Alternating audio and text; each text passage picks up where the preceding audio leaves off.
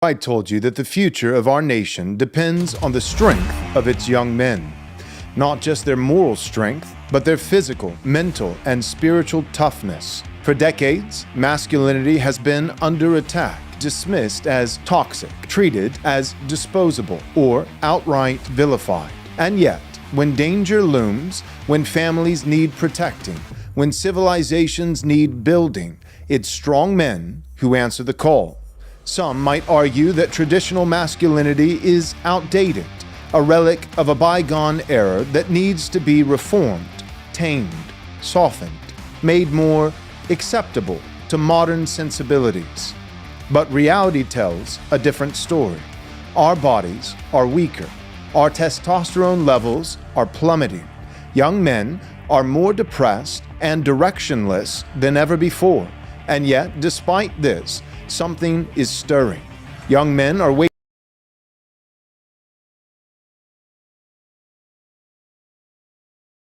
to be ashamed of. It's something to be cultivated. Masculinity is not the problem.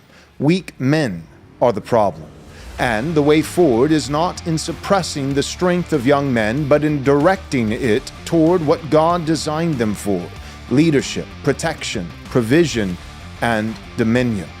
The man who is strong, physically, spiritually, emotionally, mentally, that is the man who builds, defends, and secures the future for his family and his nation.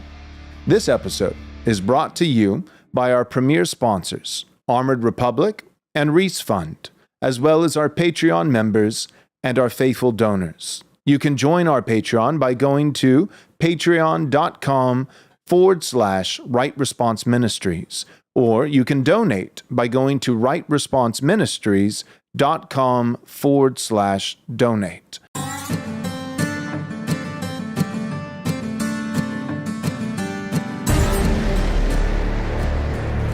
We're so back.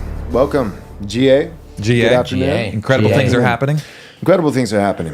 Here we are. One incredible thing that's not happening, though, that we need to announce right off the get-go here, is that we alerted everyone on Monday that we would have Nick Freitas joining us, and that's not going to happen. Unfortunately, he reached out just about 2 hours ago and said that he was taking a last-minute flight to D.C.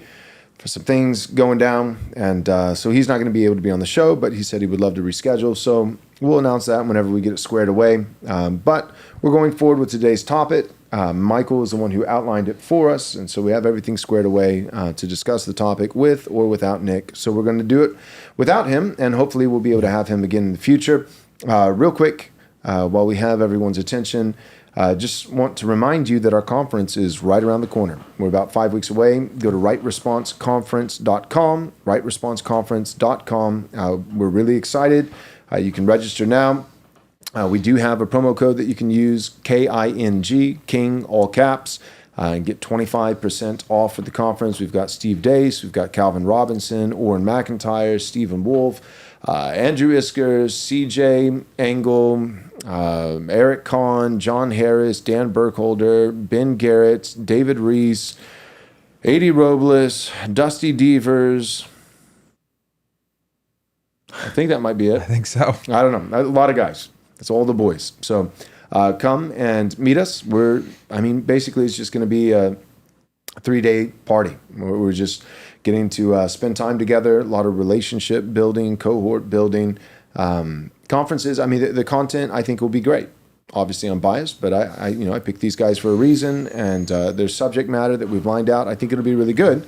But you can always watch the content from conferences eventually when those things come out online. The biggest thing, I think, is being there, if you can, in person, flesh and blood, making friendships, building networks and relationships. And those things, I think, are priceless. For those who can't be there in person, we are going to live stream the conference. We're going to make that available for exclusively for our Patreon members. So I encourage you to go over to patreon.com/Right Response Ministries. Patreon.com/Right Response Ministries. And we are going to be live streaming the conference, but it's only going to be available for our gold members. And, for those who are like, oh, you're charging money. Here's the thing.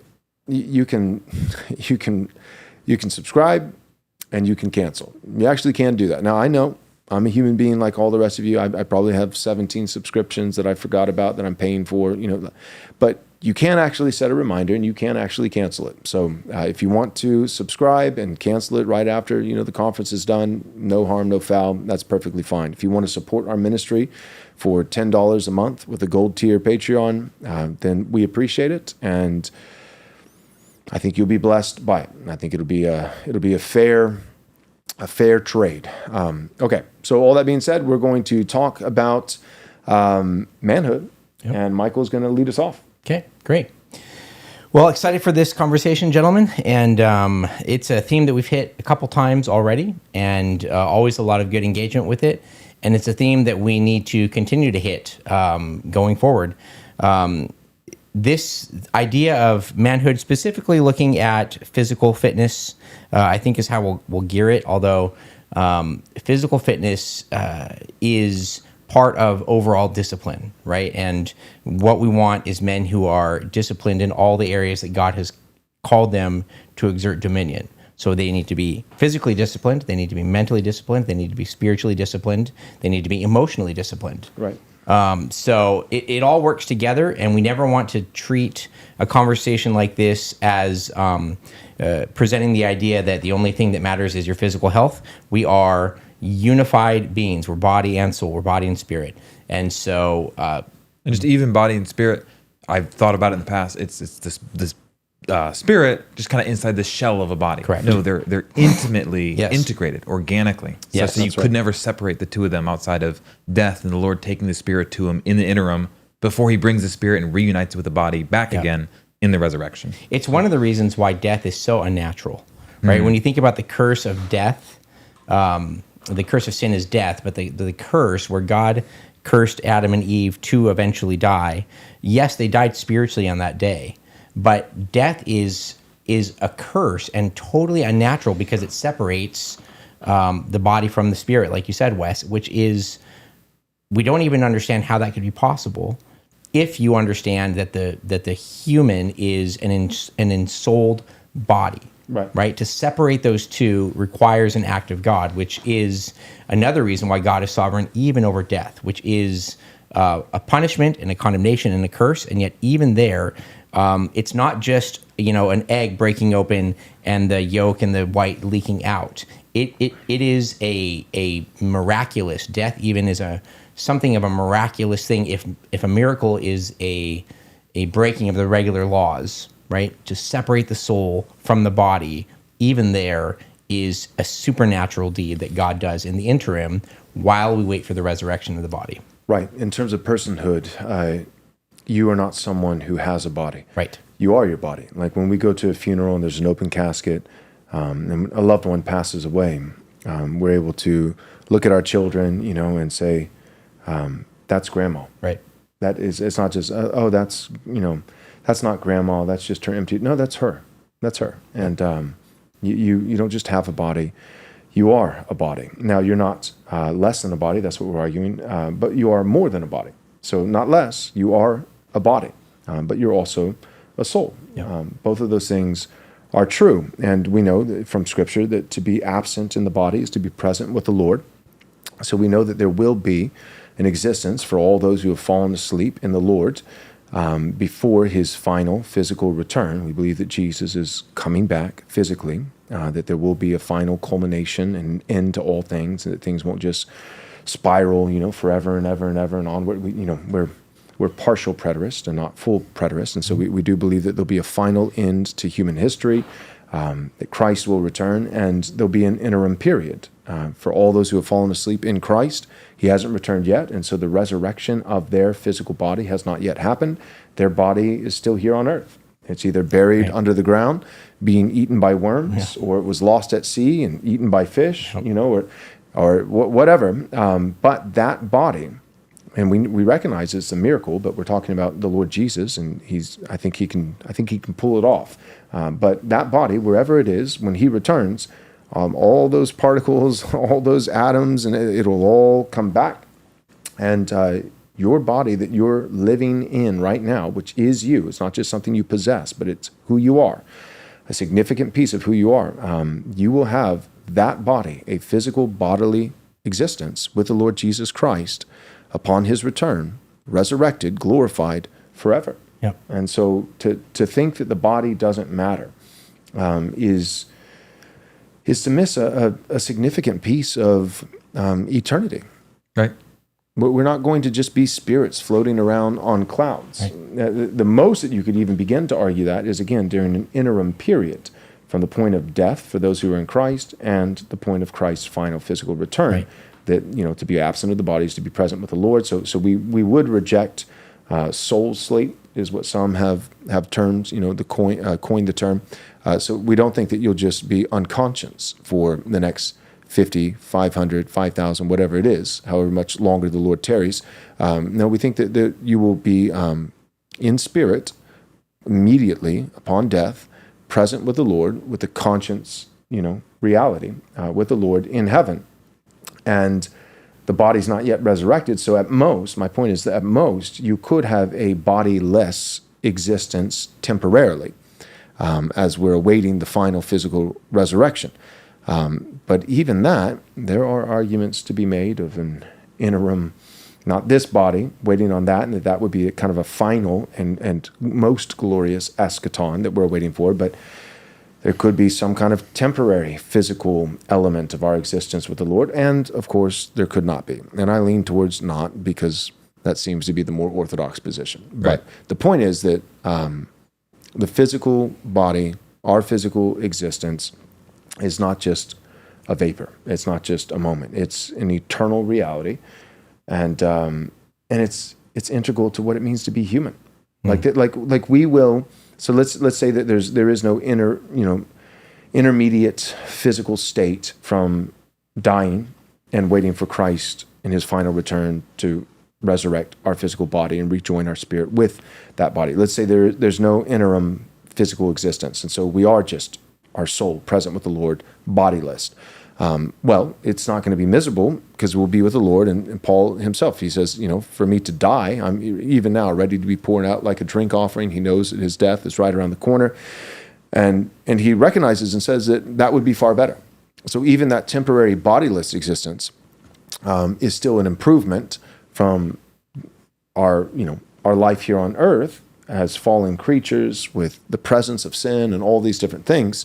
But there will be, I think, like a joyous celebration, and even almost like a relief, a sigh of relief when Jesus does finally return, resurrect our bodies, and our soul is rejoined, reknit with our bodies, and we pick back up, we resume that physical, now glorified, perfect physical existence with the Lord in eternity. That will be even better. So better to be present with the Lord now than here on earth with the presence of sin and suffering and all these different things. Better to be present with the Lord in spirit only for a time, temporarily, than to have the body here on earth, but with sin and suffering and sickness and all these things. But even better to be present with the Lord and rejoined to the body, now glorified, that will be an even greater eschaton, an even greater celebration that people... You can almost see like souls that have been, certainly not miserable. Nobody's miserable in heaven, but joyfully, enjoying the presence of the triune God in heaven, and then rejoined to their bodies. And somehow, some way, it's difficult to put words to. Not all this is revealed exactly or precisely in Scripture, but it'll be even more joyful. Right. Yep.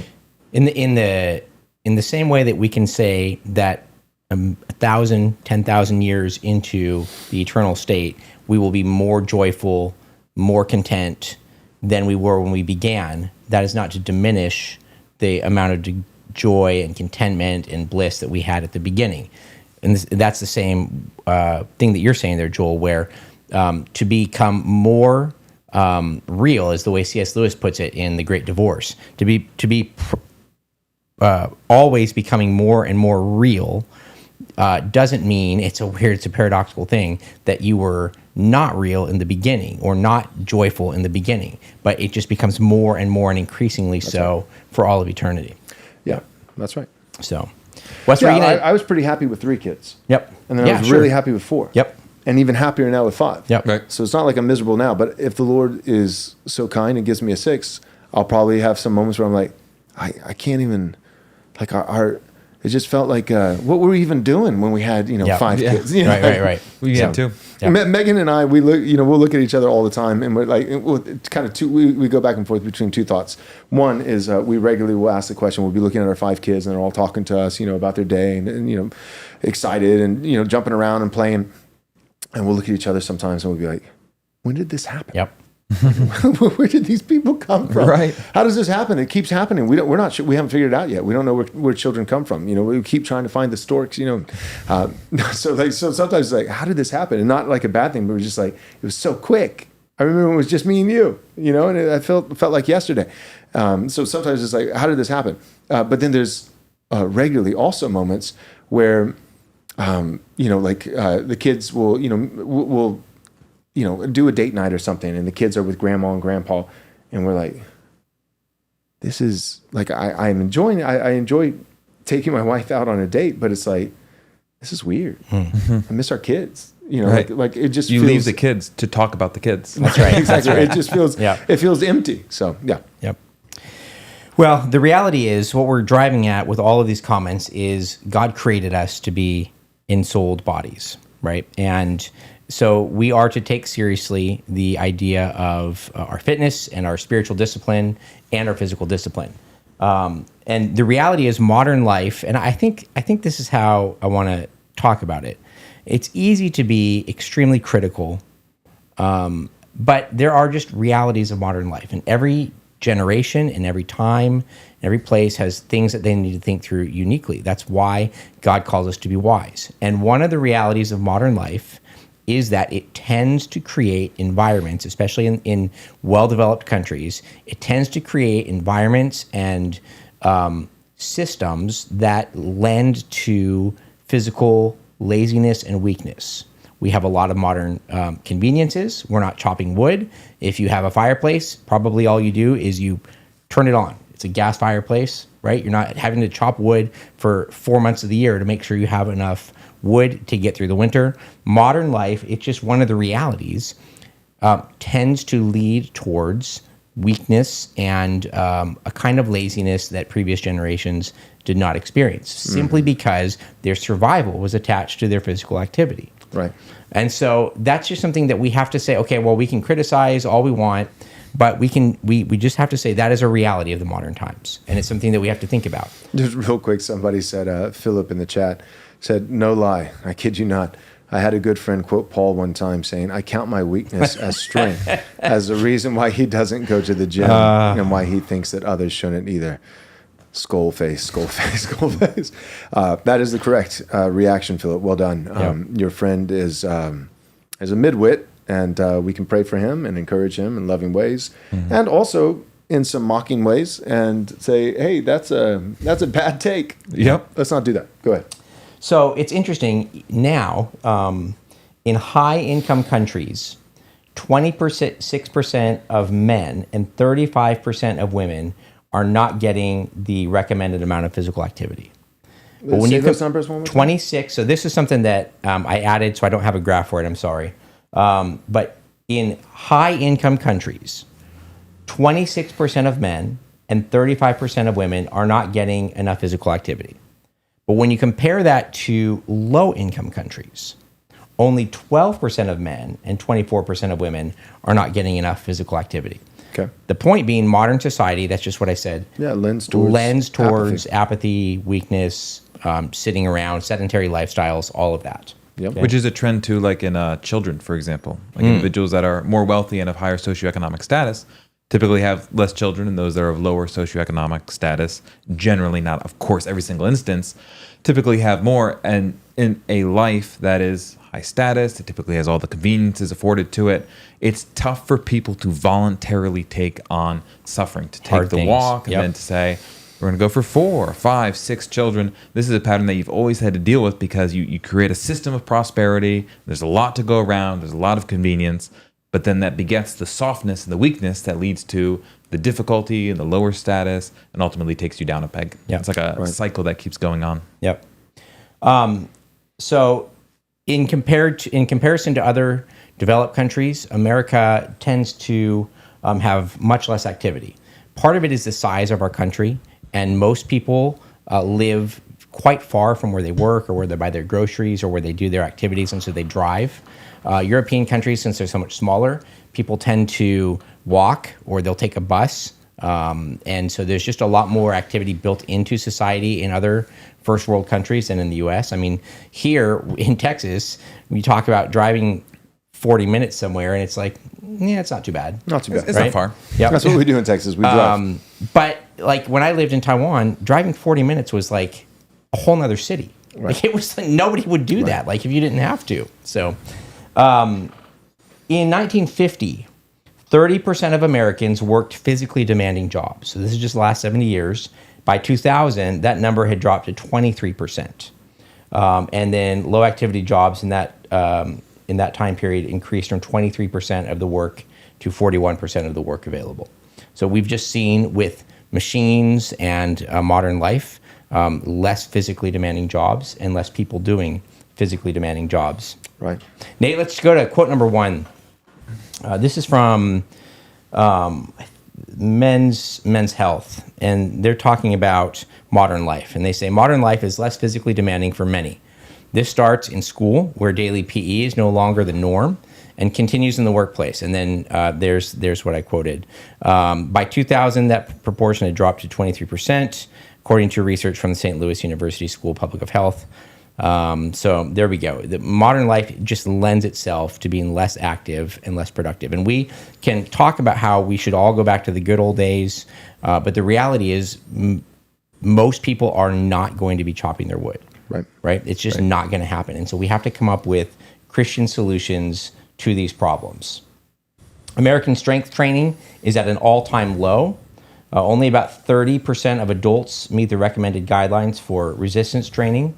And 57.8% of Americans, get this, 57% of Americans report no strength training of any kind at all, part of their life. The risk ratio, so when you go to strength training and then all-cause mortality, so that's cancer, that's car accidents, any cause of mortality, and then with strength training, the greater amount of muscle mass you have, they're called risk ratios in science, like the greater relative risk of dying to something, the numbers are off the charts when it comes to muscle mass and strength, decreasing your risk of dying from anything. Yep. So it's not as though like, well, if you have a lot of muscle mass, you'll avoid death from car accidents because you'll be able to survive them more. Yep. No, it's cancer. If you have to go through chemotherapy, you have more muscle mass that's able to endure through it.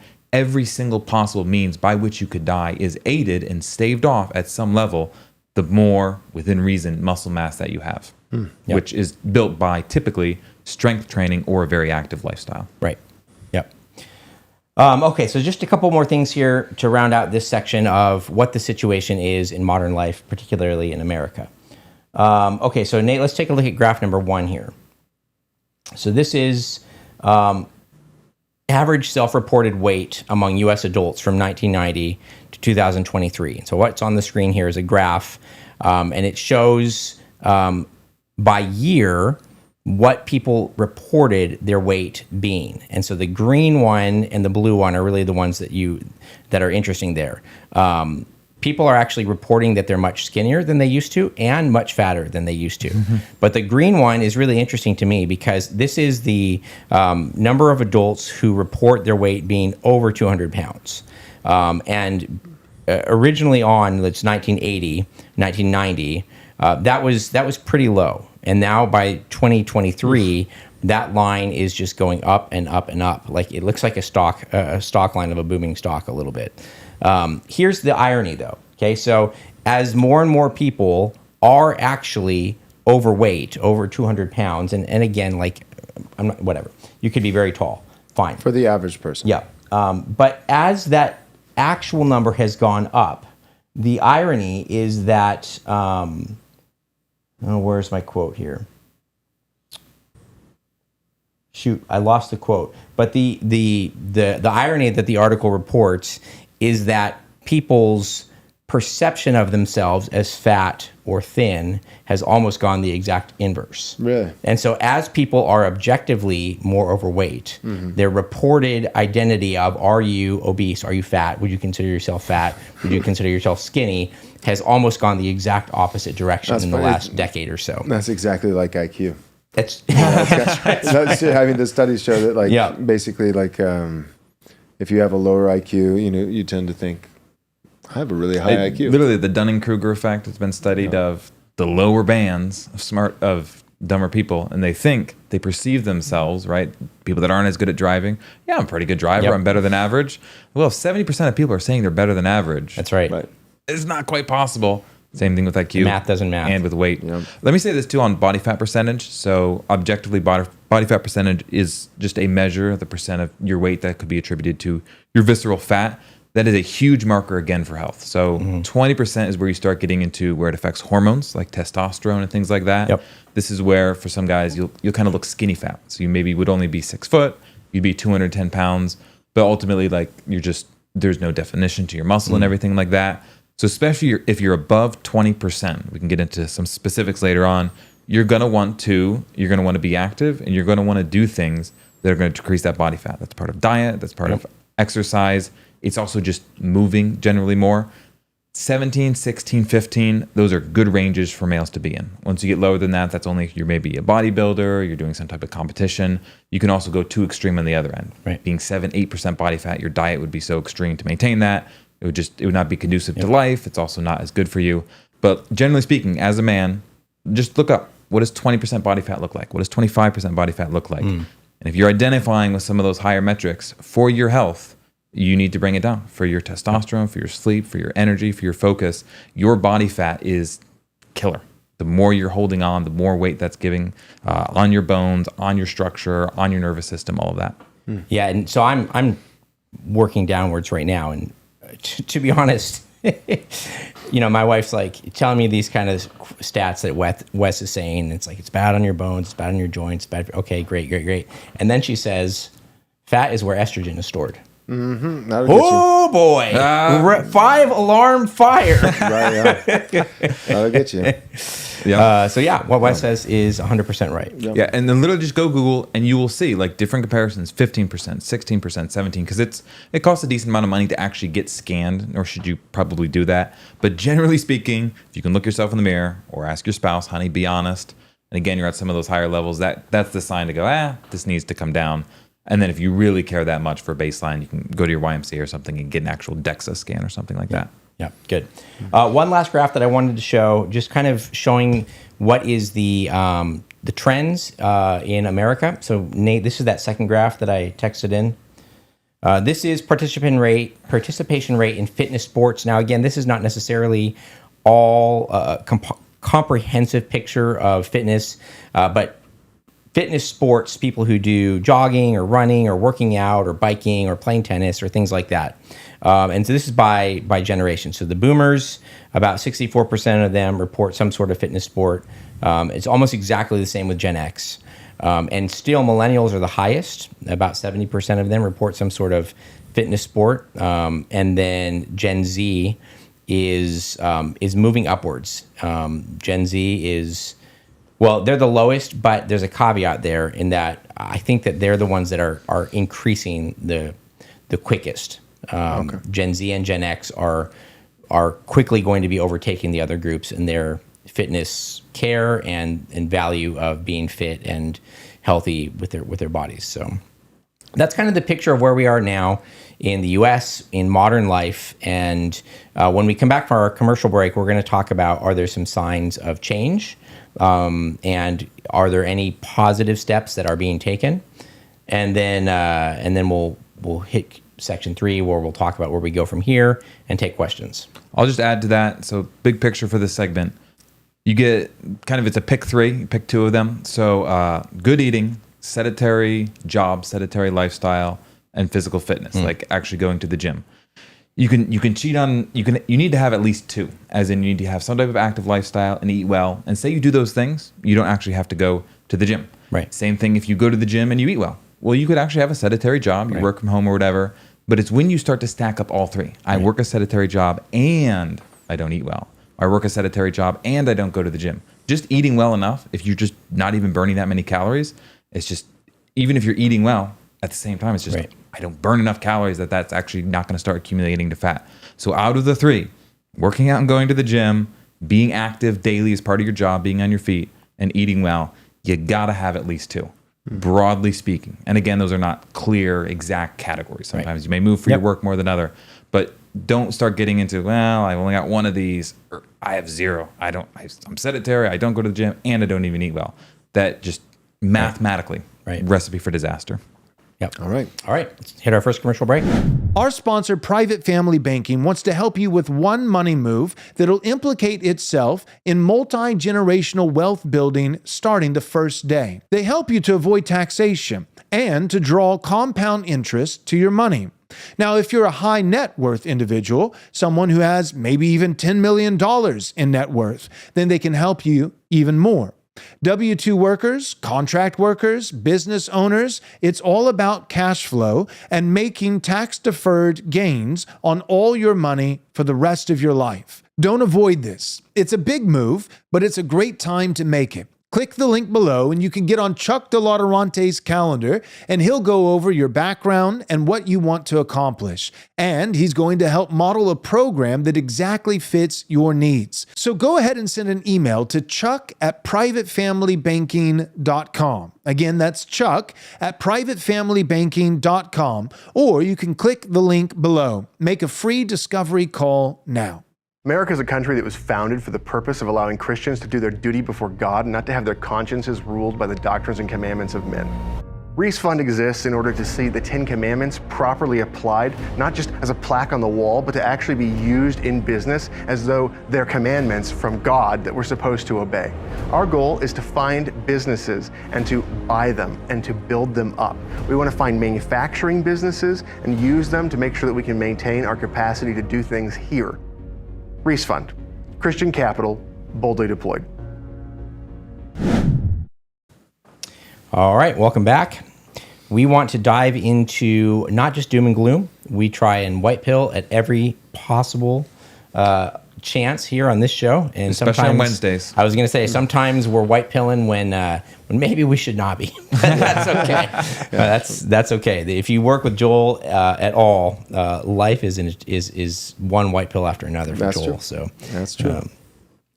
So a couple of things about Gen Z and even Gen X a little bit, but Gen Z mostly. Okay, are we seeing a shift? Is America working on becoming more healthy, more fit? I think, generally speaking, the conversation is much more part of the public discourse, right? Even with RFK and his Maha movement and him trying to work on diet and the things that we put in our body, the chemicals, all of these things, it is definitely something that is more on the consciousness, the public consciousness, the public discourse than it has been in a really long time. In fact, I remember I've traveled a couple times in my life as an adult, and I remember what a shock it was going to some other countries, both in Asia and in Europe, where people were very interested in health. They were getting out in the morning, they were running, they were doing stretching, they were doing things like that. Or in Italy, people just, they didn't want to drive places, they wanted to walk. To me, I think that in the US, this is becoming more and more common. Right, the young people especially, not just in the I'm going to be a 16-year-old guy and I'm going to get buff to impress the girls, but just in general, it's more part of the public discourse. So, like a great example is Andrew Huberman's podcast. He started it around 2020, around COVID, and it's rapidly become one of the most well listened to podcasts in the world, under ours, of course, but literally like people's interest, not in like 10, 15, 20 years, just in the last 5, if not the last 3, him sitting there for 3 hours, a professor of neuroscience talking about getting sunlight early on in the morning and the effects of muscle mass. That's where I've heard part of that. Emotional regulation, hormone health. People have gotten really, really, really into it, which I think is an awesome thing. But that's some recent. grounding. Some grounding, touching grass, Yep. getting good sleep. He gives a lot of great info. I don't know if you guys know this, but a guy that goes to our church is writing a book on health and nutrition right now. And I read the first draft, and it's got a lot of really like the sunlight thing in the morning. He really hammers hard on that. Like, Did I know that? I don't know. I don't think Kevin I is. Oh, nice. Yep. Okay. Yeah. So Cool. And it's great. It's really, really practical. And when it comes out, you guys should get it because it's not long. And I was just amazed at how practical it was. So Cool. Yep. okay, so what's going on with Gen Z? Well, Nate, I don't have this on the screen, so don't be scrambling. I just added this when we found out about Mr. Freitas. So this is a report from Fortune magazine. ABC Fitness says Gen Zers are more invested in their physical and mental health. 29% of new gym joiners are Gen Zers, and 30% of Gen Z respondents use traditional health clubs. Gen Z is more apt to seek out personal trainers or coaches by 38% than the general population. Though ABC Trainers has seen, this particular group has seen a 78% increase in personal training clients year over year. They also index higher in recreational sports and small group training. However, and this is really interesting to me, the majority of Gen Z respondents, 68% of them, still opt to work out on their own. So it's not just they're doing it to be part of a club or to be with their friends or peer groups. 68% of them are just committed to doing this as a lifestyle. Right. Yep. And that is encouraging. That is encouraging. And the Gen Z cutoff, this is up to about 28 years old or so. So Yeah. if you're listening and like, wait, what am I? Yeah. If you're 29 and older into your early 40s, that would be millennial, then Gen X. But 28 and under, that would be Gen Z. Yeah. So maybe a couple kids at most, but mostly Yeah. younger individuals, newly married, etc. Here's the only catch with that is one of the reasons why Gen Z is much more active is they're spending a lot more money on fitness products and subscriptions. And so Wes and I were talking before the episode started of if this is a chicken or an egg thing. And it's not even really bad if it's one or the other. People are getting healthier. But just the question is this a product of the market realizing people are interested in this, so we're going to make apps and podcasts and subscription services for them? Or did the younger generation become more interested in this, and so it drove the market? My opinion is it's a net win if people are getting healthy. We are all susceptible to advertising. We need to be aware of it, but that doesn't mean that all advertising or even propaganda or colloquial sayings are necessarily bad. Like I remember talking once with Stephen Wolf about the fact that he said we need to reclaim the aphorisms of the nation. And it used to be the aphorisms were aphorisms of wisdom. A penny saved is a penny earned, and an apple a day keeps the doctor away. And he said that now the popular wisdom of America is dumb trivialities. Well, so maybe the market has convinced young people that they need to be healthier and fitter, and maybe there's some advertising or some psychology or some behind-the-scenes manipulation going on there. I'm okay with that, right? If we're getting healthier, we're getting fitter. I would say it doesn't require rocket science. It doesn't require, buying always the next latest, greatest thing. Like, just be active, do strength training, watch your diet, eat healthy food.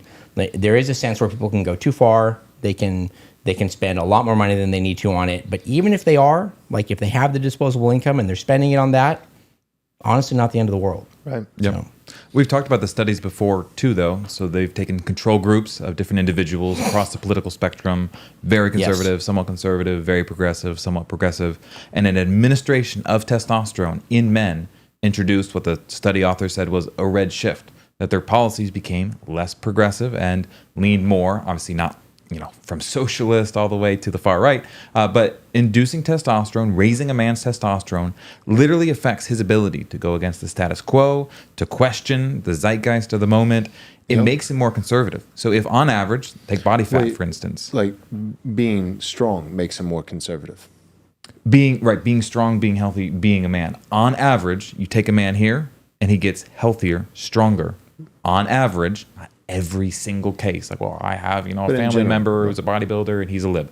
In general, on average, if you take down men's body fat, their average body fat percentage, and it's lower. So their hormone health is better. So they have higher testosterone.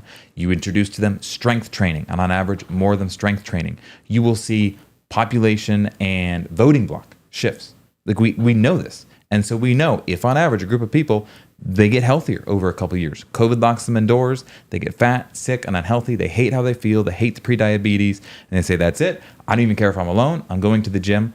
Like, there's actually ramifications down the road of how those people vote and the things that they support, their willingness to say, the emperor has no clothes. I'm not down with that. Like, that's why this all matters, and it's all interconnected. This is not just isolated bubble of, well, look better because maybe you'll find a more attractive spouse, or Right. look better because your clothes will fit better. No, this is intimately connected because healthy people support healthy policies and healthier lifestyles, and ultimately are better members of society.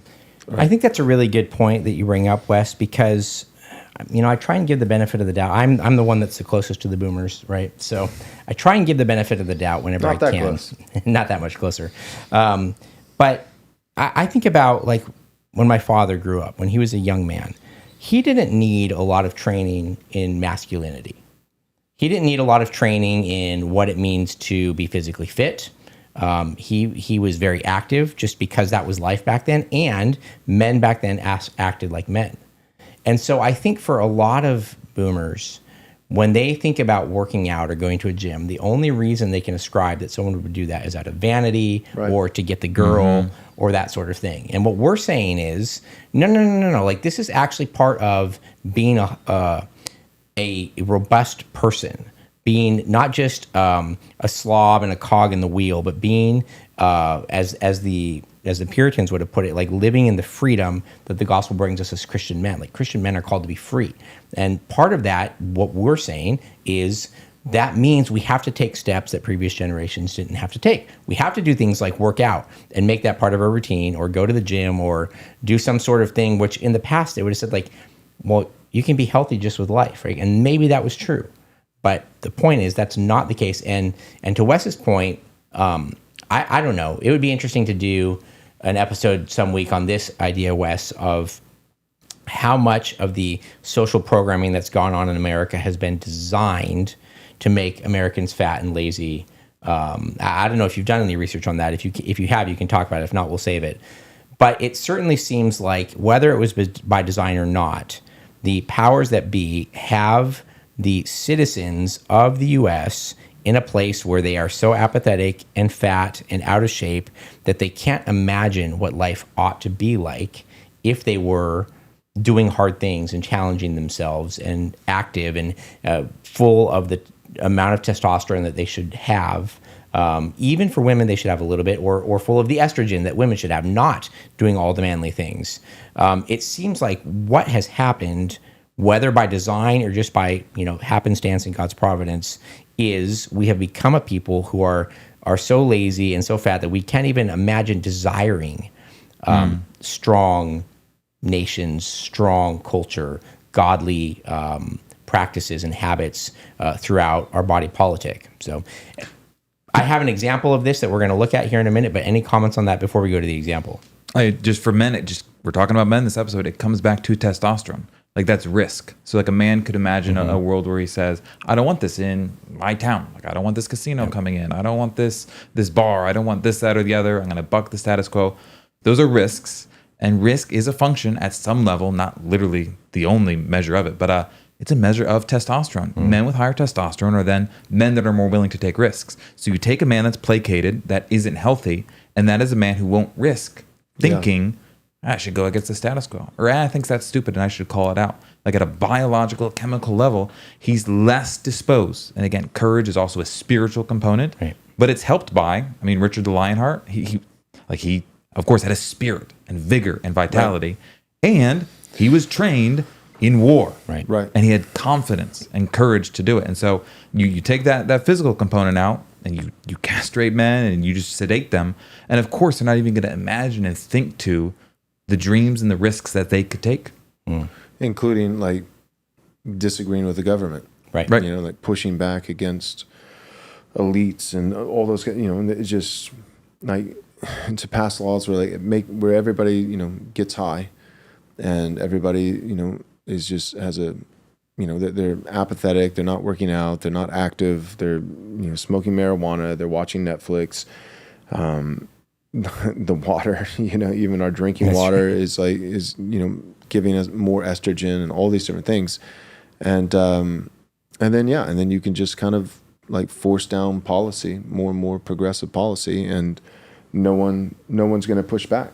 Yeah. Like, we really were, like, our whole society really was in many ways the frog that was slowly boiling for decades, in the water. And getting gay. The frogs actually became gay, and so did Americans. But the water's slowly heating up, and the frog is being boiled alive and doesn't even realize it because the temperature is changing ever so slightly, and our elites they were doing a pretty good job for the last 40 years and arguably longer, and then their kind of quintessential mistake was in 2020 they got cocky, and they said, all right, we're already at 160 degrees. Let's go ahead and just turn it up to full send to 210. Yeah, to 212, and we'll get this done. And and it did work for about half the country. Like the nerve endings were already shot, and the frogs were just they were basically dead anyways. And so they put on 3 masks and got 17 different boosters and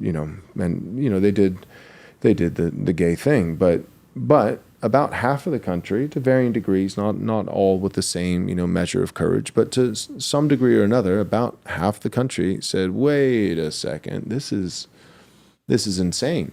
They still had some nerve endings, and they actually felt that temperature bump, from 160 to 212, and I don't, I'm not saying like Wes has already, we've given the disclaimers and the caveats. We're not saying it's an exact science, right? We're not saying you can't find one fat conservative.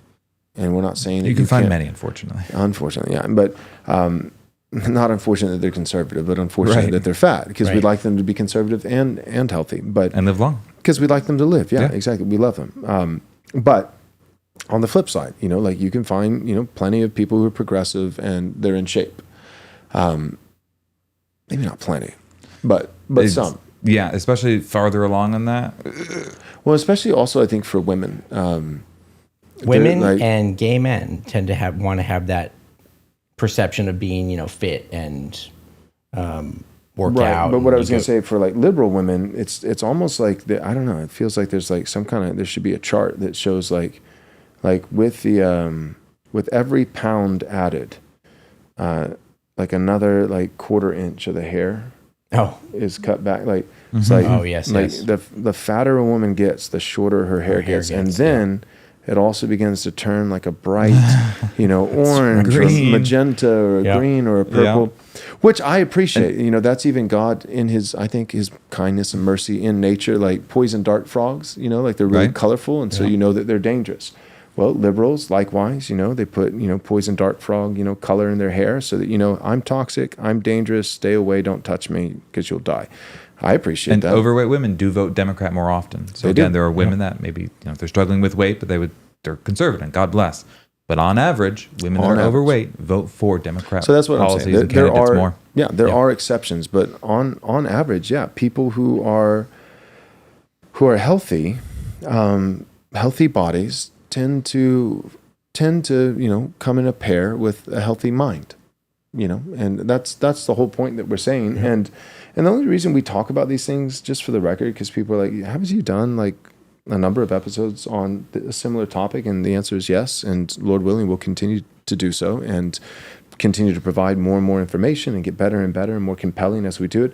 But the reason why we're doing this, if it was the 1950s, I don't think we would be doing this. Right. You know what I mean? Like we wouldn't be podcasting, but there's a lot of things we wouldn't be doing. But let's say, that we were, radio show, host or something like that, we probably wouldn't be doing, multiple episodes on this subject.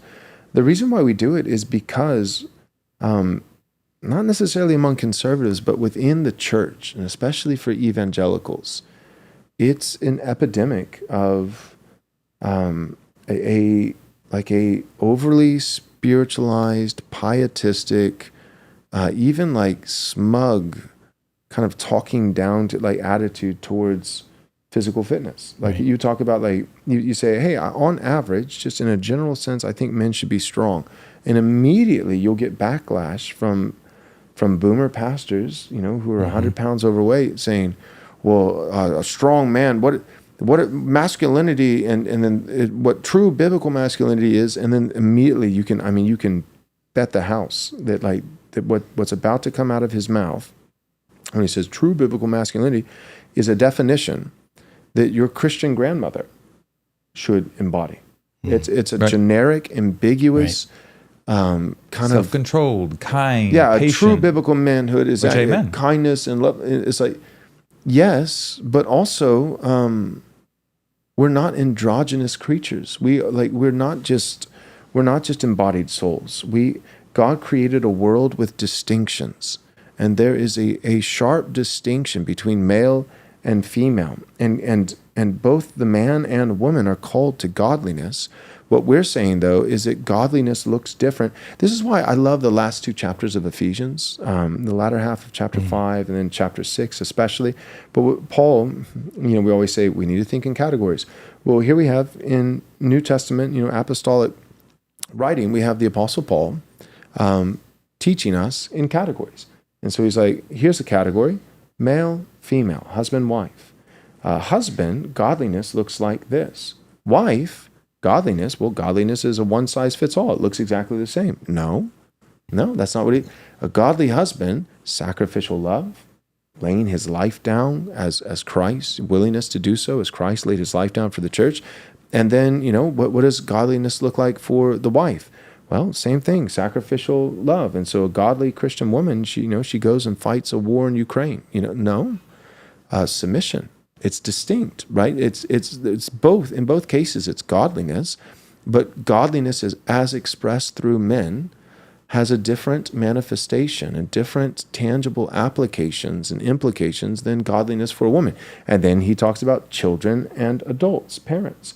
And then, another two more categories. And then he looks at slaves and masters, and, still even with our culture today, we can talk about those who, those who are the owner of a company versus employees, or owner of property versus, a tenant, and like that nature of relationship. But the point is that in each of these categories, male, female, husband, wife, adult, child, parents and children, and slave master or employees and employers and employees. The Apostle Paul, the general theme is godliness for all of them, all 6 of these categories, godliness. And yet godliness in all 6 of these categories is distinct. Mm-hmm. It's unique. It's not androgynous. It's not just one size fits all. And back to the point I was making today, I really think that not just among conservatives in a general sense, but specifically among the church, and especially older pastors, the moment that you say that manhood has anything to do with something tangible, something defined, something specific, and something physical in the physical world, something beyond just the fruit of the Spirit, in a general, abstract kind of way, the moment you say, well, I think it's good if a man knows how to change a tire.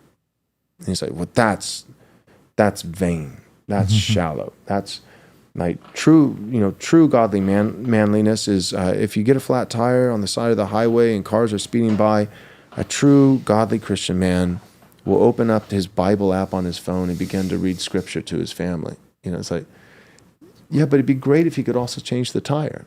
Instead of have to call AAA. Yeah. So, anyways. Yeah. I was going to say, like, on that, in the 1950s, we wouldn't be having this conversation. I remember talking to a guy from church, and we were just driving. He said, I never really had anyone need to teach me, like, men are the head of their wives. Mm-hmm. Like, there really is a time and place where you would not have to teach on patriarchy, and you wouldn't have to teach on physical fitness. The reason we're talking about them today is for all the reasons you just mentioned, Joel, in this particular time, in this particular place. Not everybody, maybe not even the majority, but there's a good amount of individuals in the church. Somewhere along the line, it got missed. And so you have to say, hey, 40 years ago, we did not have to tell anyone. We didn't have to tell women or men. Husbands are the head. Wives are to submit in the home. We didn't have to tell them, hey, you shouldn't be 40, 50, 60 pounds overweight.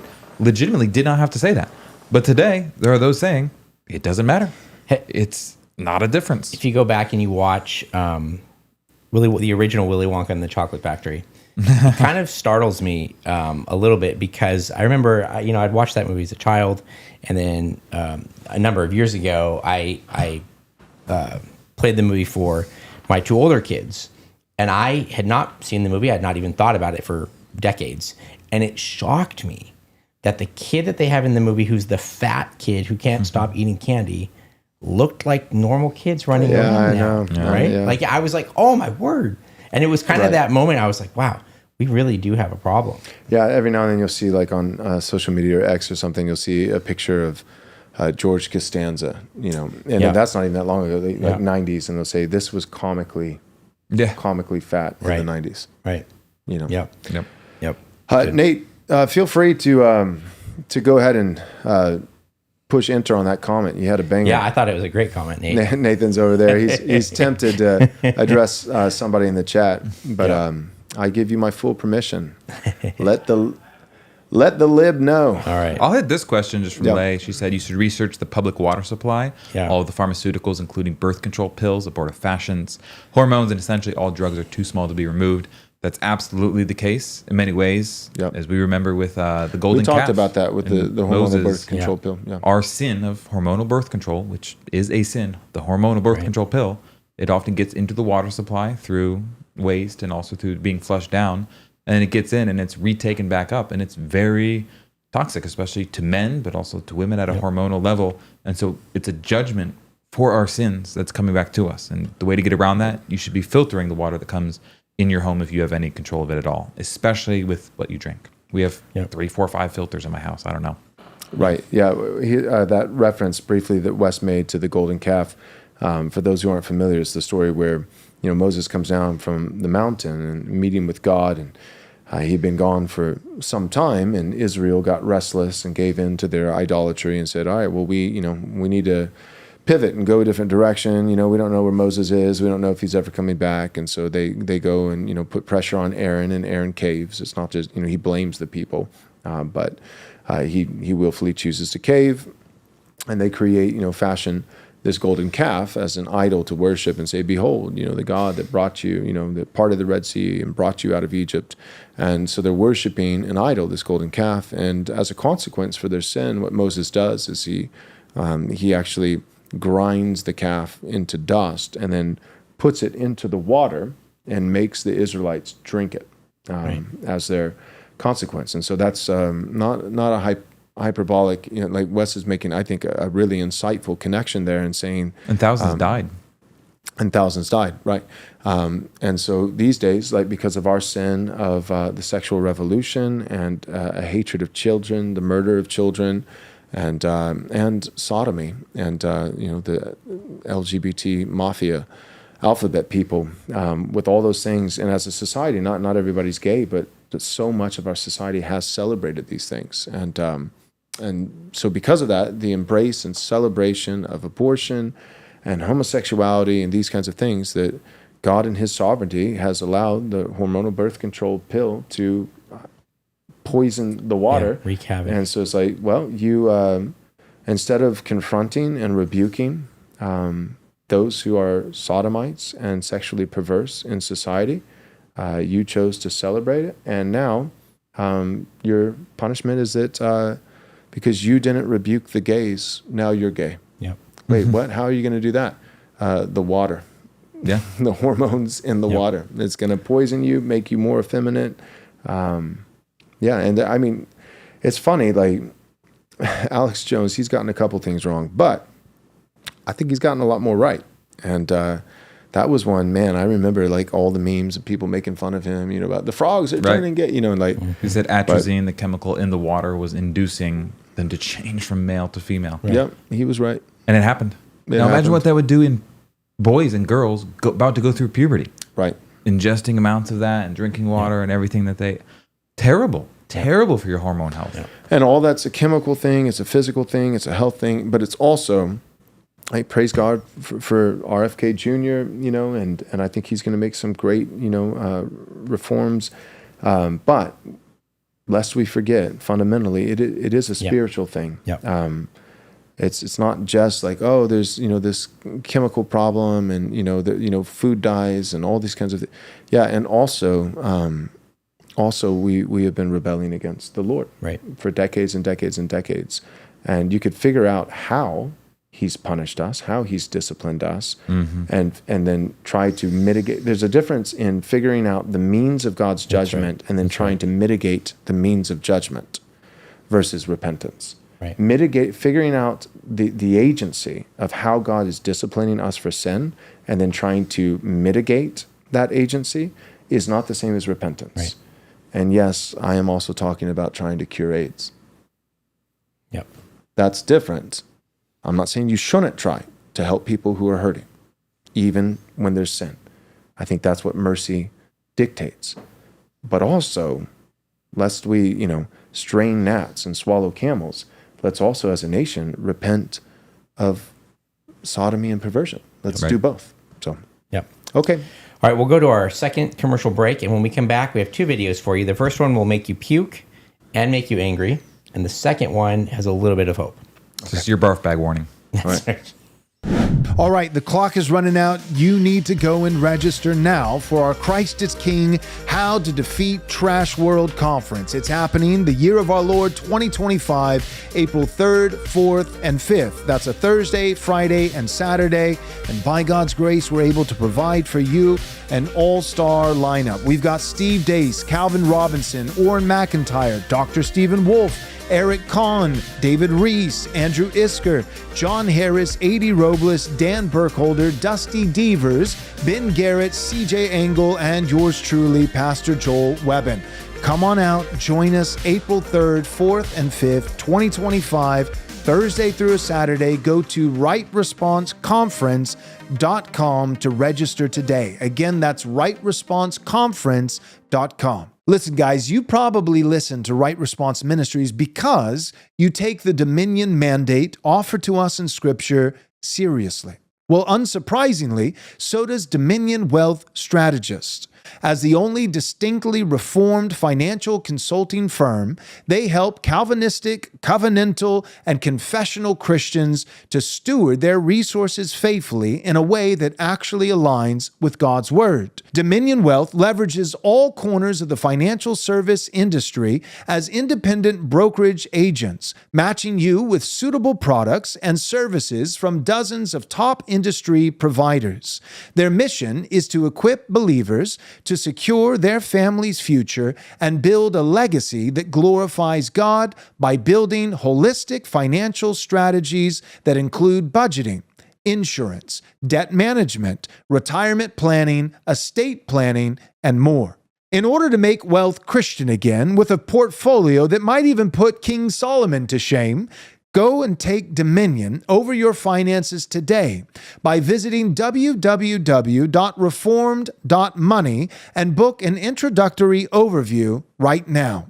All of Christ for all of life and all of finance for Christendom. And then we'll get into the clips. All right.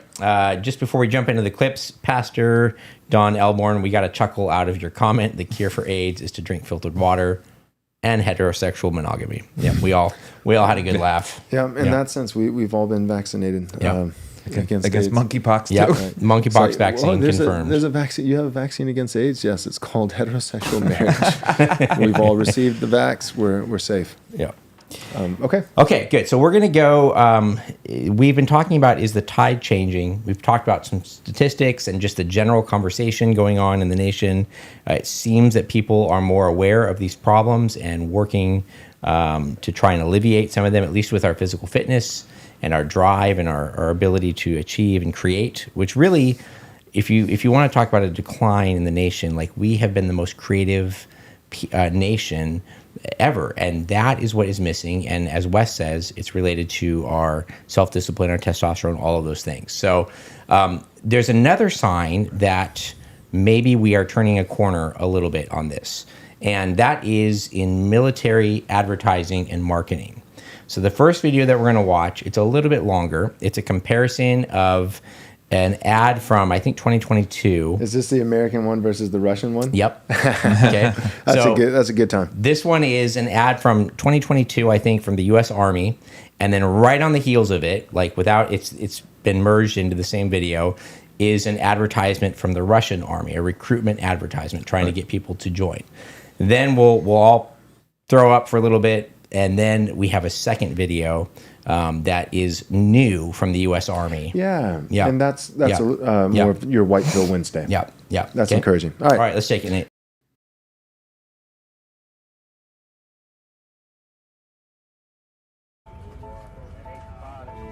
This is the story of a soldier who operates your nation's Patriot missile defense systems.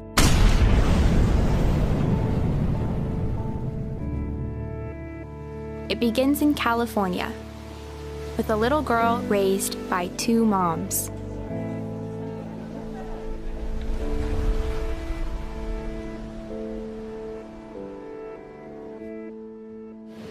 Although I had a fairly typical childhood, took ballet, played violin, I also marched for equality. I like to think I've been defending freedom from an early age. When I was 6 years old, one of my moms had an accident that left her paralyzed. Doctors said she might never walk again. But she tapped into my family's pride to get back on her feet, eventually standing at the altar to marry my other mom. With such powerful role models, I finished high school at the top of my class, and then attended UC Davis, where I joined a sorority full of other strong women. But as graduation approached, I began feeling like I'd been handed so much in life, a sorority girl stereotype. Sure, I'd spent my life around inspiring women, but what had I really achieved on my own? One of my sorority sisters was studying abroad in Italy. Another was climbing Mount Everest. I needed my own adventures, my own challenge. And after meeting with an Army recruiter, I found it. A way to prove my inner strength and maybe shatter some stereotypes along the way. I'm U.S. Army Corporal Emma Malone Lord, and I answered my calling.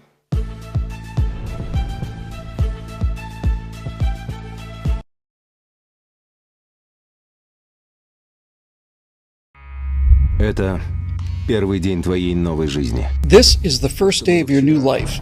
What was yesterday means nothing now. Who you were before, no one cares now. What's important now is who you'll be today. What do you know about yourself? What are you capable of? Questions may remain unanswered, but can you sleep soundly later on? Knowing yourself, knowing the limit of your possibilities. To hell with limits. Are you ready to break yourself? Every day, pain hardens you here. It was you who decided to prove something to yourself. The commander is here only for you to see an enemy in him, because without the enemy, there is no battle. Because without battle, there is no victory. But in reality, the main enemy is you, the you of yesterday. Your task is to track the enemy down, catch up to him, outperform him, become better than him, and return the victor. Because tomorrow is the first day of your new life.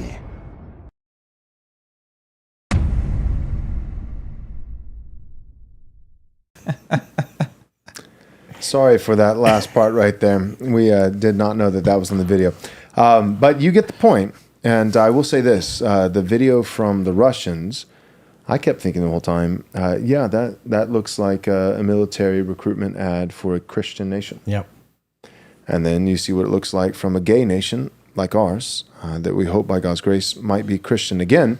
And then I just wanted to point out, because I thought it was insightful, the mollusk man in our chat, he comments on our YouTube channel fairly often and shares our material, and I know him personally, and obviously I'm not going to say who he is, but he's a great guy, and from time to time is a part of the church, a good Christian man. But he had an insightful comment, because we're about to show, a more recent military recruitment ad for America, that it takes a very different tune from the, hey, both of my parents, I have two moms, and I've been fighting against hate, by going to gay pride parades where dudes, have their dong hanging out in front of children. I've been fighting for that, debauchery and perversion my whole life. And now the U.S. Army has lowered its, physical fitness standards so that I can go and jeopardize men and get them killed because I'll be captured and abused, and it'll put people in danger.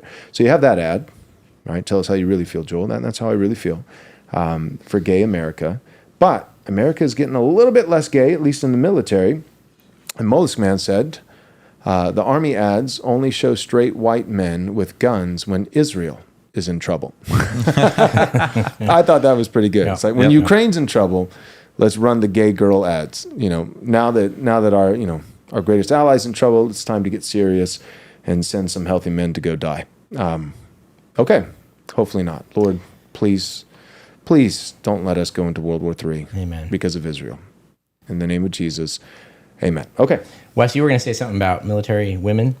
Yeah, so I did 4 years in the Marine Corps, 2013, 2017, and I was deployed once. And of all the drama that would go on in units, of things that had happened, maybe it's harassment or whatever, not every single woman, but 90% of the time, if there's some type of woman in the unit, just about of whatever rank it was, that woman, in some way or another, was sleeping around. She was impacting mission readiness and just distracting men from the mission. We were deployed. We were in the Middle East. And there was literally women who were married to men back home. And there was all this drama about, well, we think so-and-so hooked up with so-and-so, and that's actually technically fraternization, and now it has to be an investigation, when you're supposed to be on mission doing actual things. Same thing when we were back home. I remember, there's this cute girl that works up at the admin shop, and it was all the rumor mill of like who was dating who. It impacts mission readiness. Not every single woman, but over and over again, this is not just my story, tons and tons of people have said this. Whenever you have actually anything meaningful to do, having women in your unit distracts, because men are attracted to women. That's what men are. And so you have, especially when it relates to combat and to military and all those different things, it is a distraction and it does not work. Right. Yeah. Right. All right. Well, we hope, we think that the culture is turning in this area. We hope that the military is turning a corner in this area. Main Mailer says, do actual generals in our military meet the standards? That's the real issue. Well, Pete Hegseth certainly does. I don't know if you guys saw that video of him doing the workout routine with the Marines in Germany. That was pretty impressive. And I've heard through social media that has gone like wildfire through the troops, like almost immediately. They were texting their buddies, calling their buddies all through the armed services. This guy can do the morning PT with us without breaking a sweat. And it was really incredible. So to that end, we have a more encouraging, very short, but pretty brand new Army recruiting video. And this is hopefully not just the face of the military, but hopefully the face of what American men are wanting to be. Not that we're all going to be as ripped as this guy, but the idea of being self-disciplined, strong, resilient, all of those things. So Nate, let's play the second video of the new Army recruitment video.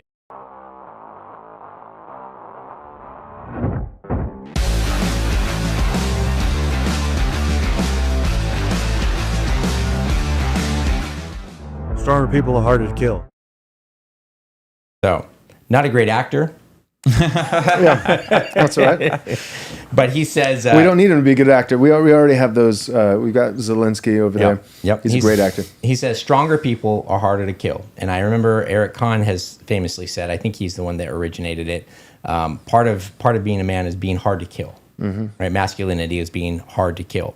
And so even the fact that is now what the military is coming out with, I wish he would have said strong men are harder to kill. But I suppose in general it's true. Even, if you're a stronger woman, you're probably harder to kill too. Hopefully you're not in the military trying to be killed though. So, right. Yep. A little encouragement there. Seems like the tide is turning a little bit. Yeah, definitely. I think too, the reason Gen Z men, so those younger men, they're just keyed into it. They're watching edits and masculinity stuff. Mm-hmm. And that's because there's one thing that truly, at some level, cannot be bought. And that is a good muscular physique. And it's not everything, but there is no shortcut to it. You cannot purchase it. There's no equipment or whatever. Steroids obviously help. But there is no replacement for being in the gym consistently, eating right, sleeping well, not just for a week or two, for months and months to years on end to have a decent muscular physique. And so in a world where there's crypto and everything and like what is wealth anymore, and what is cars and what are watches, here's one thing that you for sure have: discipline. And it's being decently in shape, taking care of yourself, looking composed. You can't fake that. You can't buy that. And so in a world of fakeness, I want to say a lot of young men, they say, hey, here's one thing that if I get it, nobody will be able to discredit or take that away from me. Yeah, that's a good point. Want to deal with some questions? Yep. So we'll take a couple questions, Nate, if we have them, and I'll be Joel today. I don't know. I was in the mood for all my classes today. I was in the mood for all my classes. I'm still in the mood, so I'm going to be Joel today. We will definitely respond to the super chats. Oh, there's no super chats yet. No super chats. Yeah, that's all right. Call it. Yeah, we're There we done. go. Cut Question this number string. one. There we go. What's Wes's workout routine? Here's what I would just say. So if people have asked, like how much these guys lift or whatever, like I won't speak for you, but I'm getting close to probably benching about 300 pounds. That was one of my goals for this year. Same thing, squat and deadlift in the 300s, close to high 300s. Run under a 9-minute mile, which isn't the fastest. So my individual workout routine right now, I'm doing 5x5 to work up my bench press. So that's 5 sets of 5 repetitions. So it's not as many. You're not burning out. You're not getting up. Your heart rate is high. Right. But you're moving a decent amount of weight. And what you do is you just incrementally increase it. So if you do 205 for 5 sets of 5 reps this week, the next week you do 210, and the next week 215. It's a great way to not injure yourself. As far as workout routines in general, what I would say is you don't help yourself if you can move a lot of weight, a little distance, and then you go 500 meters and you're out of breath. Nor does it help if you can go 25 miles, at 7 minutes a mile, but also you can't pick up your wife on your back and carry her for 500 meters. You have to be able to move weight, and you have to be able to move. And so generally speaking, that would mean some type of strength, some type of lifting, actual physical weights, and then an ability to actually move your body with a decent bit of weight. So whatever workout routine you're doing, try to orient it around those things. You got to move some weight if you're a man. It's good for you. It's healthy. It builds muscle mass. And also at the same time, you should be able to walk to the end of the road at a decent brisk pace with your kids, play football with them, chase them around, and not be out of breath and winded for the next 30 minutes. Yep. Pastor Don Elborn says, so will we need to work out in the eternal state? That's a good question. I think the key word there is the word need, right? Like, I think we will be, first of all, there's quite a debate or an issue to think through of what it means to enter Christ's rest, right? Does that mean a state of no physical exertion? It could be.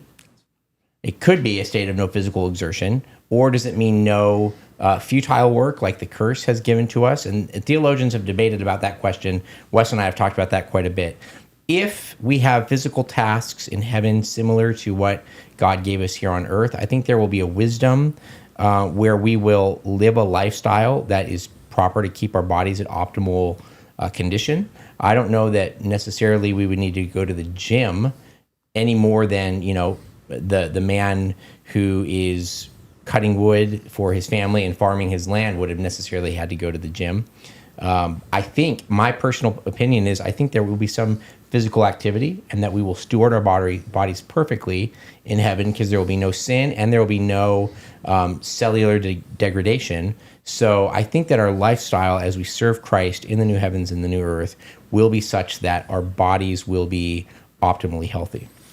Yeah. That's well said. Josh Rocha, he said, sometimes I flirt a bit with the cute woman at my gym. We talk about getting drinks together and then what we're going to do after we put the kids down for bed. My gym is in my garage. That's so funny. He's talking about his wife. Well done, Josh. Well said. Yeah. That's good. Let's see, real quick. I can hit Neville's question. I'll be go discreet. So Neville said, do you think that obscene material reduces testosterone and contributes to feminization and gayification of men? I've looked at some of the literature on this. It is not a direct one-to-one that when a man sins that, it just step down, step down, step down. You could almost liken it to smoking weed. Like it's literally not like you smoke one weed, you become gay or something like weed. that. Just a single. That's a guy who does not. That's a guy who does not smoke weed. Your credentials are off the chart. You know, Wait, to be clear, I was joking. Smoking weed, just in and of itself, it doesn't immediately have this mechanical, mechanistic effect, and so too it is with this sin. But what this sin does is it compounds over time, and it creates a man that is pacified. So why would he have ambition? Why would he go out and conquer? Why would he strive? Why would he discipline himself? Why would he buffet his body when all the things that he's kind of striving after and looking for, he has in his bedroom on his laptop? Yep. And so in and of itself, it's not this mechanistic means, but most certainly unleashed on a society, it creates men that have no ambition to actually be men, which, chicken or the egg, which comes first, definitely creates a mode of living that is conducive to lower testosterone. And then with lower testosterone, you have less ambition and less drive. You win less, which decreases your testosterone further, which then you're not winning, and you continue to go back to at least that thing that will give you dopamine and reward, and it's a self-defeating cycle. The Watch Zealot, he says, what are your thoughts comments on Doug's new term, hatriarchy. I did see that in my feed, Blog and Mayblog video on the hatriarchy. I think it was his take on the fiasco with patriarchy Hannah. Yeah, and that turning out to... the problem, though, is I did not watch it. I don't really... I didn't watch it either. I don't really read or watch Doug Wilson anymore. Love him, still respect him, but just don't really follow his ministry much for the past little while. And I think for those of you who've been following along, for the last few months, probably know why. And I think it's justified and perfectly fine. So, but from what I could tell, with just like the little caption, it basically seemed like Doug was going to do what you would expect these days from Doug, that he was going to somehow tie a random person that none of us personally know and say that somehow, I don't know, somehow means that Ogden and Eric Kahn and Joel Webben and everybody else is... the little bit of the caption that, as I was just scrolling past it, it said something about egg on your face. And I don't really know... I don't know what that egg would be. It's not like Hannah patriarchy or patriarchy Hannah. People were trying to say, well, you guys platformed her. And said, well, we didn't. I went on her podcast that she told me she had her husband's permission for, which that obviously turned out to be a lie. I did that one time over a year ago, 2 years ago, something like that. Eric did the same thing one time. That's pretty much about it. I mean, I don't see a whole lot of people picking on Michael Foster, but he did probably 20 different, Twitter spaces with her. He had far more engagement with patriarchy Hannah than Eric or I did.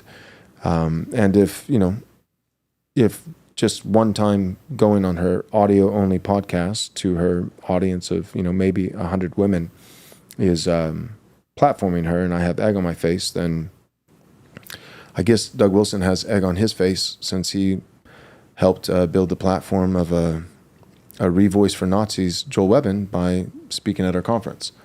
I never spoke at any conference of Hannah patriarchy, but Doug Wilson, I guess, does he have egg on his face for helping the Nazis out in all of the ways that he's partnered with us? So anyways, I just think it's a stupid argument, which sadly is what I've come to expect. I think that Doug Wilson is still brilliant in many ways. His contribution to Christendom over decades has been incredible.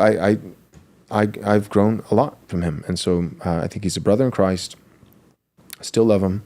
But yeah, his more recent commentary on, issues like this seem like, for the most part, it's just another video of how I'm burning bridges that in the video actually catch myself on fire and burn down both of the towns. It was a really prophetic video.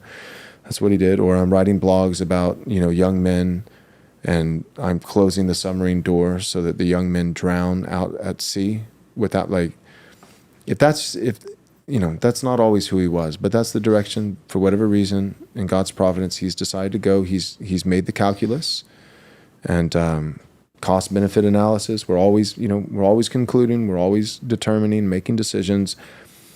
And over the last 6 months, that's kind of the decision that he's made is he's done with young men. Young men are too much of a liability. And he's in his 70s now. He's got a 40-year record of a lot of really helpful things. And I think he's kind of just ready to... He fought dragons. He did. And nobody can take that away from him, and we shouldn't so quickly forget. He fought a lot of dragons, and he taught young men of a next generation how to fight dragons. The problem is that he said, well, dragons look like this. They have scales, and they have claws and fangs, and wings, and they have smoke coming out of their nose, and they breathe fire. And then me and the Ogden boys and others, we just were looking, surveying the land, and we thought we saw one. And we're like, here's a dragon. Let's slay it. It's literally the biggest dragon we've ever seen. It has wings and it breathes fire, and it's got scales, and its fangs are huge, and its claws are massive, and this is a dragon. And then we were told, no, that's not a dragon. That's our pet. And of course, what I'm speaking of is Zionism and Israel. I was taught to kill things that breathe fire. And we found one. We found a live one, not a dead dragon. Those are easy, not the dead dragon of, racism and, Jim Crow laws that ended decades ago. Those are it's always fun, to go kick the, the carcass of a dragon that somebody with courage has already slayed. But living dragons are tough. And that dragon, for whatever reason, has been declared to be not a dragon, not a threat, not an enemy, but a pet and a friend. And so long story short, to answer your question, the watch zealot, any questions about, what Doug is up to, I'm probably not the best guy to answer them because I'm not really paying attention anymore. Okay. I am qualified to answer this next question. How many miles a week, Wes? 3. I have a 1.5 mile loop that I've paced out around my house. So I run that twice a week, and I'm trying to decrease my time on it, about 5 to 10 seconds each time, with a goal of running about like a sub 7-minute mile for that 1.5 miles by the end of the year. All right, 2 super chats. Thanks very much, Presbyterian on. That's Came Right, in which I clutch. think That's a great didn't he name. used to be the seminarian? I think when he was in, Seminarian, he was the seminarian, and then when he graduated, he's like, oh snap, I got to change my profile. Yep. $2. Thank you very much from Presbyterian on. Here's a super chat for you boys. Love you all. Thank you very Based. much. And then he says, Pastor Webben, what are your favorite commentaries?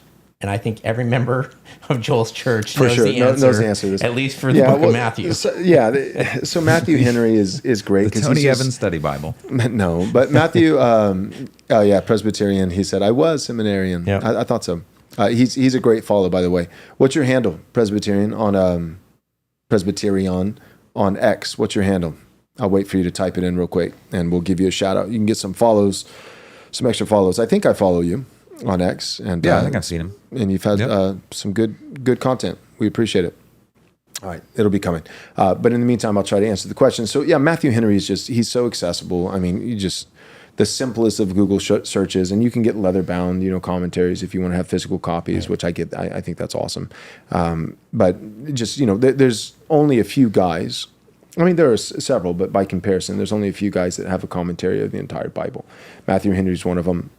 Another one that for me, being Baptist, I think he's kind of, he's the quintessential, giant of the Baptist, is John Gill. And John Gill was the pastor of the same church that about 100 years later that Charles Spurgeon became the pastor of. And John Gill's great, because he is. He for instance, he believed, you can find all these quotes, he believed that that both tables of the law of God, the Decalogue, Exodus 20, not just don't murder and don't steal, as it pertains to our love for our neighbor, but including our loving the Lord our God with all our heart, soul, mind, and strength. Blue laws, Sabbath laws, blasphemy laws, the first table of the law.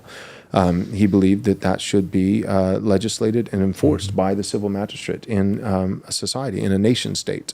That it wasn't just something that belonged, to the, to the kingdom of grace or the church, but it also belonged to nature, and it was good for all people, even outside of the realm of the church. So John Gill and Matthew Henry gives you kind of, a little bit of the Baptist and the Presbyterian perspective, but both Reformed, both covenantal. John Gill's as covenantal as a Baptist could be. And I know, the Presbyterian, is on here, and so he's like, that's not very covenantal, fair, whatever. But yeah, I think those are just, and then again, accessibility in terms of just the ease of access. If you want to buy the copies, I think that's a benefit, but you could spend $0 and utilize both of those commentaries, every verse in the Bible, Baptist, Reformed Baptist perspective, Reformed Presbyterian, Puritan perspective with Matthew Henry, and it'll always, pretty much everything to have a good take. Yep. We got a couple more questions. We're pretty early, so okay, we can hit them. Did he give us his handle? He did. What is it? It's the same thing, Presbyterian on. So at Presbyterian. So okay, there it is. At Presbyterianon at Presbyterianon. Presbyterianon? Is that how you would say it? Yeah, Presbyterian. Yeah, give him a follow. You remember Chris Pena? Where? He's in the chat. Go back, Nate. Oh, hey. He did. It's Did over. dox you. He did. Whoa, It's so over. it's so I over. literally I got doxxed like a month ago. Yeah, I know. So yeah. But here's the deal: 6 months ago they could have done something. Now they can't. Yep. I'm untouchable in God's grace, in God's mercy. Yep. My Praise God. real name is out. My real last name is known, but there's nothing they can do.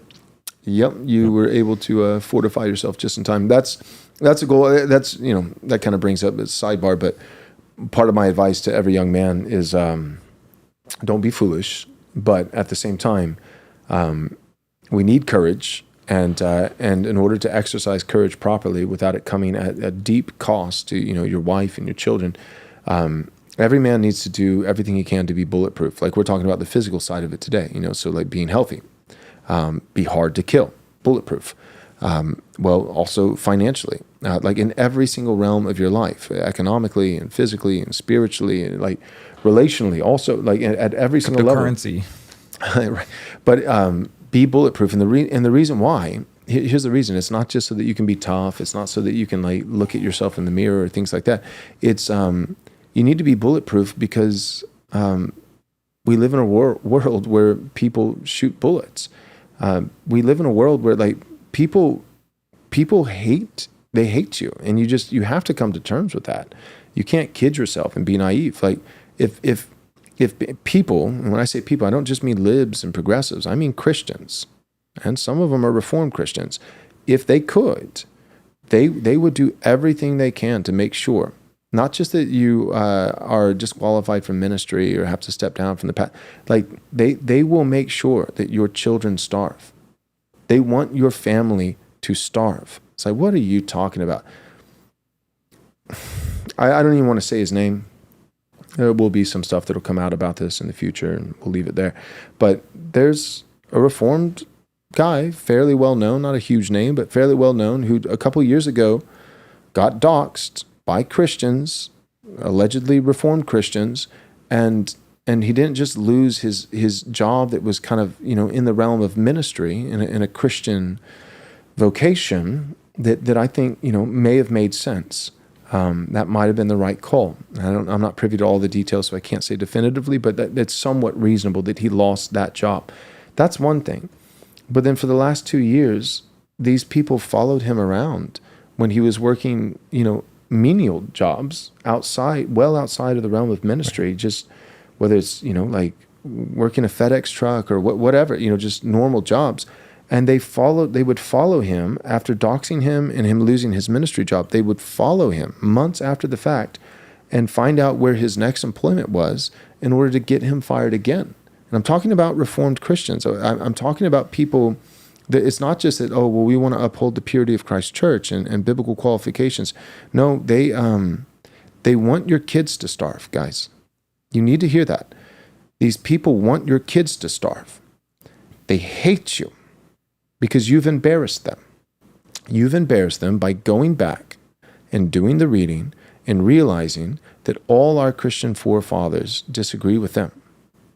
And that the anomaly is not the new dissident right, but that the blip on the map, the anomaly, is the 20th century.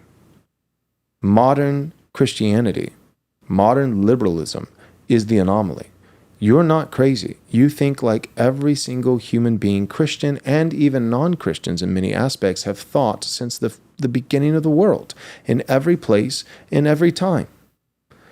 And when you make those arguments and you dust off, right? You dust off these old writings, and then a lot of them aren't even that old, but just before 1945, things before the post-liberal order, and you start posting that publicly online. You start challenging the status quo and challenging the post-war consensus and these things.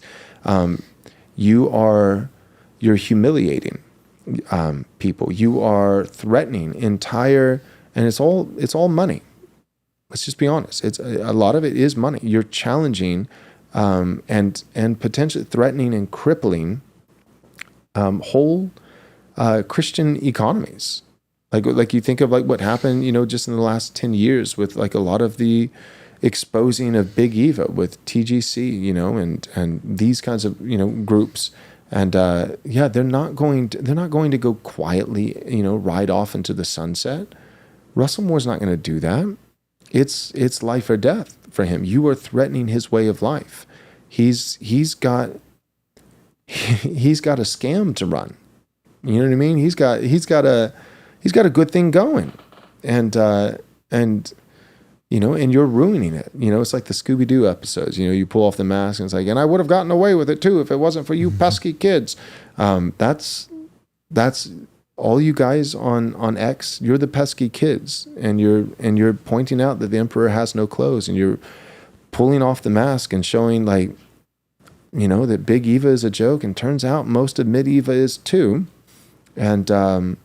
And when you do that, even if you're doing it for righteous motives, it doesn't matter. In the tangible sense, it is a threat. It affects the bottom line of these entities, these ministries, these operations. And when you affect the bottom line of some of these communities, they don't want to just defend the purity of the church because they think that you're extreme or that you're heretical. They know you're not heretical. So they're not just going to try to dox you or to knock you, you know, deplatform you, defrock you. They will follow you around for 2 years to every single job that you go to make sure you cannot feed your wife and kids. That's the type of people that we're talking about. We're talking about wicked people. So all that being said, back to, you know, Wes, you know, being doxxed, like, by God's grace, they can't do anything. And I'm just using that as an opportunity to give a little pastoral counsel here. You need to be working overtime as fast as you can in the grace and strength that the Lord generously provides in order to make yourself bulletproof, to fortify every aspect of your life, your family, your relationships, where you live. You do not need to be renting. You don't. I know that it's hard, but as much as you can, like what Paul would say to slaves, if you can gain your freedom, right, be content. But if you can gain your freedom, avail yourself to do so. Like the debtor is a slave to the lender. So as much as you can, try to own a home. Make sure that your marriage is rock solid, that your wife could not be, that your wife would not be able, the caliber of marriage and relationship that you have with your wife is strong enough to where she could not be manipulated against you, that she couldn't watch a video. I don't know, this is hyperbolic or hypothetical, but for instance, like she couldn't, you know, just find like one video about Abigail and Nabal and be, you know, in a moment convinced that you're Nabal and be persuaded to go against her own husband. So you need to be bulletproof in your marriage, that your wife does, that the trust that she has in you, her husband, far outseeds to where she can see a video like that online where they say, you need to be a Nabal because your husband's too far right wing, and that she would, without even needing any instruction, you've already discipled her enough to where she sees something like that and she just laughs or gets angry because she realizes that it's actually wicked and it's wrong. So fortify, bulletproof your marriage, bulletproof your finances. If you can, be self-employed or work for a trustworthy, conservative Christian. Bulletproof yourself in terms of your housing and try to own your own house. Bulletproof yourself in terms of physical fitness and health. Make sure that you can't just kill over. I mean, we can all get hit by a truck tomorrow. God is sovereign. He owes us nothing. We're entitled to nothing apart from God's grace. We're entitled to nothing but hell. But as far as it depends on you, try to be in the kind of physical shape to where you know, if you wouldn't maybe have a heart attack if you had to go up 3 flights of stairs, you know, like, so at all these levels, physically, financially, relationally, be bulletproof, because if you're going to be courageous, they hate you. They hate you. The world hates you. And sadly, a decent amount of the church also hates you. And if they can, they will ruin you. And so you need to be in a place to where you can't be ruined. It's imperative. Okay. We have a super chat that came in right at the end there. This is from Luke McLam. He says, author book recommendations for someone wanting to learn more about church history. Luke, I have one that my disclaimer is it's been highly recommended to me. It's on my list, but I have not read it yet. But it is 2,000 Years of Christ's Power by Nick Needham. So people that I know and trust have recommended that highly, said it's really, really great. So that's one out there. Awesome. Church history and plain language is another good one. That one's really good. I've gone through that one. Yep.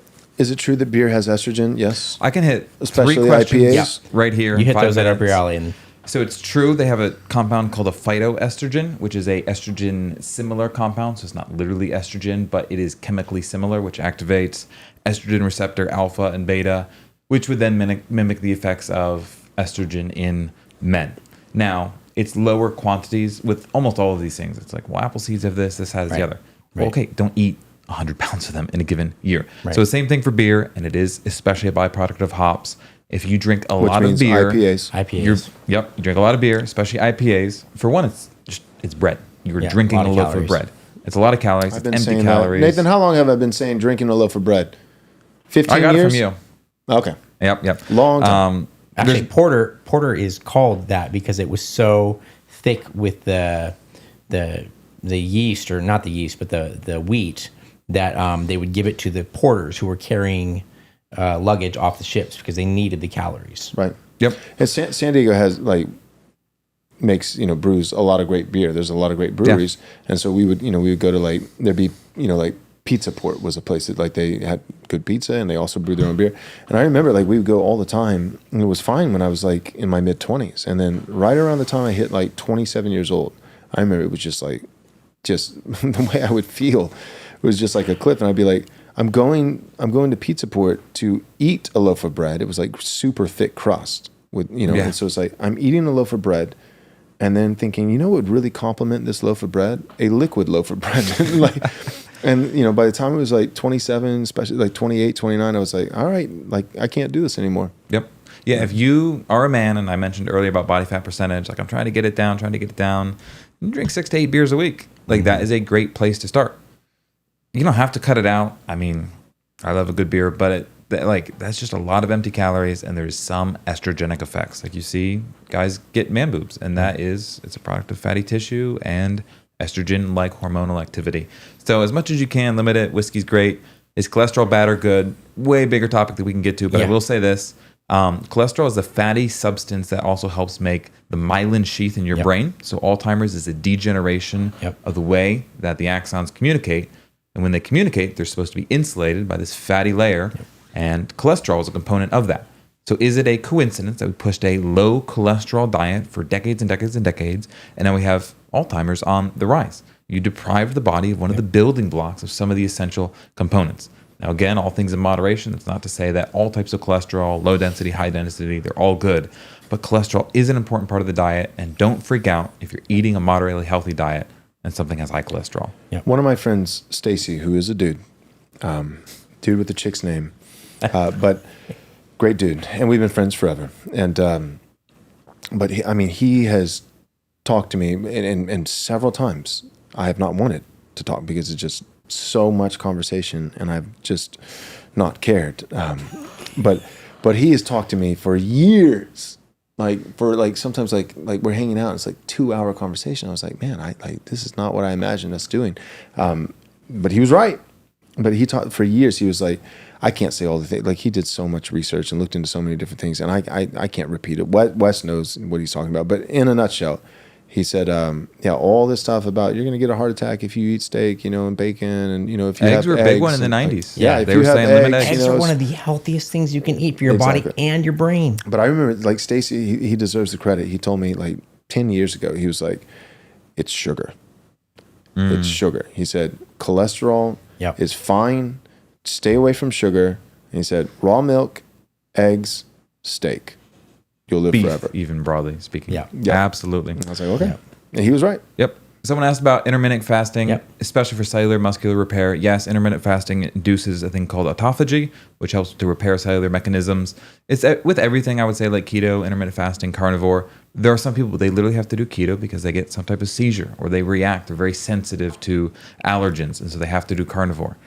Great thing to do for a little while. Hey, I want to hit the reset button. Hey, I think this would help me lose some weight. But as much as you can, your workout routine, your activity, your fitness, and your diet, sustainable is so much better. Something you will do for 10 years is so much better than the thing you do really well for 6 months. So maybe it's not quite keto, but it is heavier on protein, heavier on the fats, less on the beer, less on the sugar. Sustaining that for 10 years is better than you doing carnivore for one. So intermittent fasting is great. If your life isn't really built around not eating until like 10 p.m. or something, or 4 p.m., don't necessarily have to start there or say, hey, I'm going to do it for 2 months with the goal of long-term eating in this pattern in this way. I will say I saw a comment about that same question.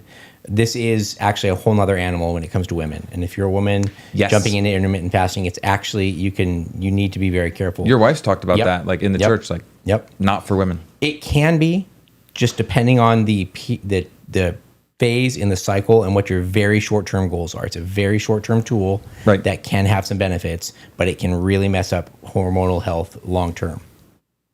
Yep. So we'll end it with this. Don't do drugs, kids. There's a real pipeline. So it's kind of like 3 dots, right? And they're directly correlated. You drink too many IPAs, you will grow man boobs, and then you will find yourself, whether you like it or not, like involuntary, you will find yourself on social media trying to dox good men like Zach Garris. Like, I mean, the pipeline is real.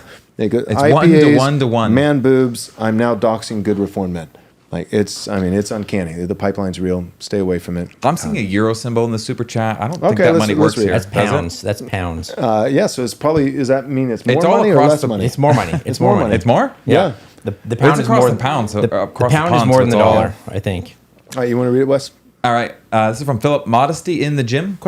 Obviously, women are dressed awfully.